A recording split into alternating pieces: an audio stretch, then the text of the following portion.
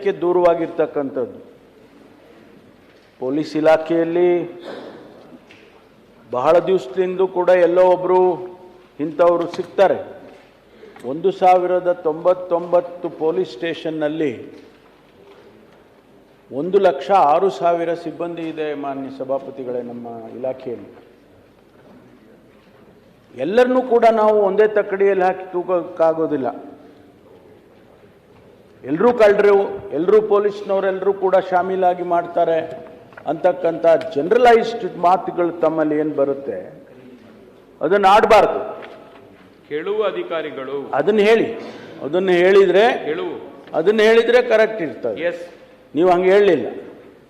Police ಇಲಾಖೆನೇ ಬೇಲಿನೇ ಎದ್ದು ಹೊಲ ಮೇಯ್ತಾ ಇದೆ. ಅಲ್ಲಲ್ಲ, ನೀವು ಹೇಳಕ್ ಬಂದೆ ನಾನು. ಇಲ್ಲ, ಮೊದಲೇ ಹೇಳ್ಬೇಕು ನೀವು. ಬೇಲಿನೇ ಎದ್ದು ಹೊಲ ಮೇಯ್ತಾ ಇದೆ. ಎಲ್ಲರೂ ಕಳ್ರೆ, ಪೊಲೀಸ್ನವರೆಲ್ಲರ ಕಳ್ಳರಾಗ್ಬಿಟ್ಟಿದ್ದಾರೆ. ಪ್ಲೀಸ್, ನೀವು ಹೇಳುವಾಗ ನೇರವಾಗಿ ಪ್ರಶ್ನೆ ಕೇಳುವಂತ ಸಂದರ್ಭದಲ್ಲಿ ನೀವು ಒಳ್ಳೆ ಅಧಿಕಾರಿಗಳಿದ್ದಾರೆ, ಸಮರ್ಥವಾದ ಕೆಲಸ ಮಾಡಿದ್ದಾರೆ, ಹೇಳ್ಬಿಡಿ ಸಾಕು, ಅವ್ರು ಏನು ಮಾಡ್ತಾ ಇದ್ದಾರೆ. ಅದಕ್ಕೋಸ್ಕರ ಜನರಲೈಸ್ ಮಾಡೋದಕ್ಕೆ ಹೋಗಬೇಡಿ. ನಾನು ತಮಗೆ ಬೇಕಾದಂಥ ಮಾಹಿತಿ ತಾವೇನು ಕೇಳಿದಿರಿ ಅದನ್ನೆಲ್ಲ ಕೊಟ್ಟಿದ್ದೇನೆ. ಏನು ಪೊಲೀಸ್ನವರು ಅವರು ಶಾಮೀಲಾಗಿದ್ದಾರೆ ಅಂತಕ್ಕಂಥದ್ದನ್ನು ನಾವು ಇಲಾಖೆಯಲ್ಲಿ ಭಾಳ ಸೂಕ್ಷ್ಮವಾಗಿ ನೋಡ್ತೇವೆ. ಅವ್ರನ್ನೇನು ಹಂಗೆ ಬಿಟ್ಬಿಡೋದಿಲ್ಲ.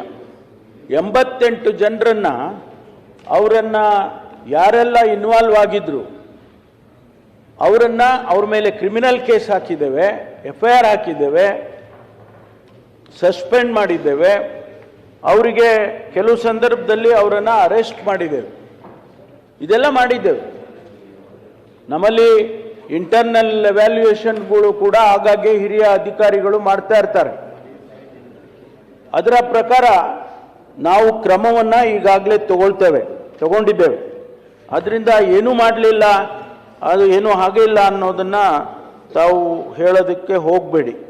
ಅನೇಕ ಮಾನ್ಯ ಸಭಾಪತಿಗಳೇ, ಅನೇಕ ಕ್ರಮಗಳನ್ನು ನಾವು ತಗೊಂಡಿದ್ದೇವೆ. ದಿನನಿತ್ಯ ಏನೆಲ್ಲ ಆಗ್ತಾ ಇದೆ ರಾಜ್ಯದಲ್ಲಿ, ಒಂದಲ್ಲ ಒಂದು ರೀತಿಯಲ್ಲಿ ಈ ಘಟನೆಗಳು ನಡೀತವೆ. ಎಲ್ಲೋ ಕಳ್ಳತನ ಆಗುತ್ತೆ, ಎಲ್ಲೋ ಮರ್ಡರ್ ಆಗುತ್ತೆ, ಎಲ್ಲೋ ರೇಪ್ ಆಗ್ತದೆ. ಹಂಗಂತ ಹೇಳಿ ಪೊಲೀಸ್ ಇಲಾಖೆ ಏನು ಮಾಡ್ತಾ ಇಲ್ಲ ಅಂತಲ್ಲ. ಈಗ ಡ್ರಗ್ಸು, ಸಾವಿರಾರು ಕೋಟಿ ರೂಪಾಯಿ ಡ್ರಗ್ಸು ನಾನು ಹಿಡಿದಾಕಿದ್ದೇವೆ. ಸುಮ್ಮನೆ ಅವ್ರನ್ನ ಏನು ಸುಮ್ಮನೆ ಬಿಟ್ಬಿಡ್ತೀವ? ಪೊಲೀಸ್ ಇಲಾಖೆ ಆಕ್ಟಿವ್ ಆಗಿ ಕೆಲಸ ಮಾಡೋದ್ರಿಂದನೇ ಇನ್ನೂ ಕೂಡ ಇವತ್ತು ನಮ್ಮ ರಾಜ್ಯದಲ್ಲಿ ಶಾಂತಿ ನೆಲೆಸಿದೆ. ಹಂಗಂತ ಹೇಳಿ ನಾನು ಏನೂ ಆಗಲೇ ಇಲ್ಲ ಅಂತ ಹೇಳೋಕೆ ಹೋಗೋದಿಲ್ಲ. ಆದರೆ ಒಂದಿಷ್ಟು ಹೊರ ರಾಜ್ಯಕ್ಕೂ ಕಂಪೇರ್ ಮಾಡ್ಕೊಳ್ಳಿ ನೀವು. ಬೇರೆ ಬೇರೆ ರಾಜ್ಯದಲ್ಲಿ ಏನೆಲ್ಲ ನಡೀತಾ ಇದೆ, ಕಾನೂನು ವ್ಯವಸ್ಥೆ ಯಾವ ರೀತಿ ಇದೆ, ಅಲ್ಲಿ ಏನು ಡ್ರಗ್ಸು ನಡೀತಾ ಇದೆ, ಅದನ್ನೆಲ್ಲ ನಾನು ವಿವರವಾಗಿ ನಾನು ಕೊಡ್ತೇನೆ. ಯಾಕೆಂದರೆ ಅವರು ಅಡ್ಜರ್ನ್ಮೆಂಟ್ ಮೋಷನ್ನಲ್ಲಿ ಕೇಳಿದ್ದಾರೆ ಮಾನ್ಯ ಸಭಾಪತಿಗಳೇ, ಅದೆಲ್ಲ ಕೊಡ್ತೇನೆ. ಆದರೆ ನಾನು ತಮ್ಗೆ ಹೇಳೋದೇನು ಅಂತ ಹೇಳಿದರೆ, ಅವ್ರ ಮೇಲೆ ನಾವು ಯಾವುದೇ ಮುಲಾಜಿಲ್ಲದೆ ಕ್ರಮವನ್ನು ತಗೊಳ್ತೇವೆ. ಬರೀ ಸಸ್ಪೆಂಡ್ ಮಾಡೋದಲ್ಲ, ಇತ್ತೀಚೆಗೆ ಅವ್ರನ್ನ ಡಿಸ್ಮಿಸ್ ಕೂಡ ಮಾಡ್ತಕ್ಕಂಥ ರೆಕಮೆಂಡೇಶನ್ಸು ಇಲಾಖೆಯಿಂದ ಈಗಾಗಲೇ ಬಂದಿದ್ದು. ನಾನು ಸೂಚನೆ ಕೊಟ್ಟಿದ್ದೀನಿ. Why do we simply suspend them? ಅವ್ರದ್ದು ಕೇಸ್ ಇದ್ದು ಪ್ರೂವ್ ಆದರೆ ಅವ್ರನ್ನ ಡಿಸ್ಮಿಸ್ಸು ಕೂಡ ಮಾಡ್ತಕ್ಕಂಥ ಕೆಲಸವನ್ನು ಮಾಡ್ತಾ ಇದ್ದೇವೆ. ಅದರಿಂದ ನಾನು ತಮಗೆ ಹೇಳೋದೇನು ಅಂತ ಹೇಳಿದ್ರೆ, ಈ ದರೋಡೆ, ಕಳ್ಳತನ ಮತ್ತು ಇವೆಲ್ಲ ಏನಿದೆ ನಿರಂತರವಾಗಿ ನಡೀತಾ ಇದೆ. ಆದರೆ ಅದನ್ನು ರೆಗ್ಯುಲೇಟ್ ಮಾಡ್ತೀವಿ, ನಿಲ್ಲಿಸ್ತೀವಿ. ಅದು ನಿರಂತರವಾದ ಪ್ರಕ್ರಿಯೆ. ಅದು it will not stop.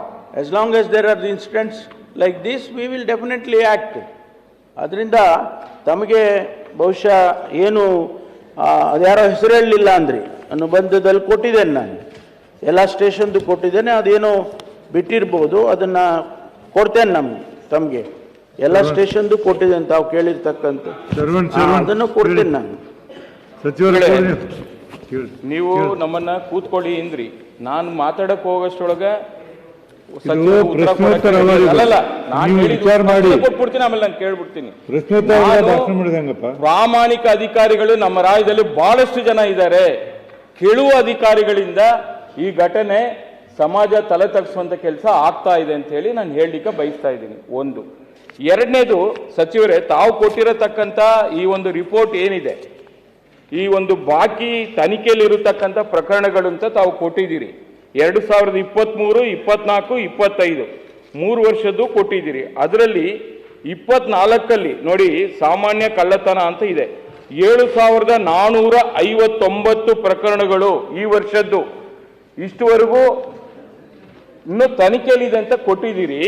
But ಈ ವರ್ಷದ್ದು 7,500 ದೊಡ್ಡ ಮಟ್ಟದಲ್ಲಾಗಿದೆ. ಈ ಪ್ರಕರಣಗಳು ಜಾಸ್ತಿ ಆಗ್ತಾ ಇರೋದನ್ನ ನಾವು ನಿಮ್ಮ ರಿಪೋರ್ಟಲ್ಲಿ ನಾವು ಅರ್ಥ ಮಾಡ್ಕೊಂಡಿದ್ದೀವಿ.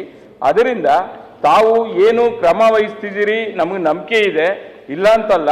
ಅದನ್ನು ಇನ್ನಷ್ಟು ಈ ಥರ ಘಟನೆಗಳು ಮರುಕಳಿಸ್ತಾ ಇರತಕ್ಕಂಥ ಒಂದು ಕಾನೂನನ್ನು ತರಬೇಕು. ಮತ್ತೆ ಸಸ್ಪೆಂಡ್ ಮಾಡೋದು, ಮತ್ತೆ ಅವರು ಮೆಮೊ ಕೊಡೋದು, ಮತ್ತೆ ಡ್ಯೂಟಿಗೆ ಬರೋದು ಅದು ಆಗಬಾರ್ದು. ತಪ್ಪು ಯಾರಾಗಿದ್ರು ಕೂಡ ಅವ್ರಿಗೆ ಕಠಿಣವಾದ ಶಿಕ್ಷೆ ಆಗಬೇಕು ಅನ್ನೋದು ನನ್ನ ಉದ್ದೇಶ. ಆ ಕಳಕಳಿಯಿಂದ ಈ ಪ್ರಶ್ನೆನ ಕೇಳಿದ್ದೀನಿ. ನನಗೆ ಬಹಳಷ್ಟು ದೂರುಗಳು ಬಂದಿದೆ.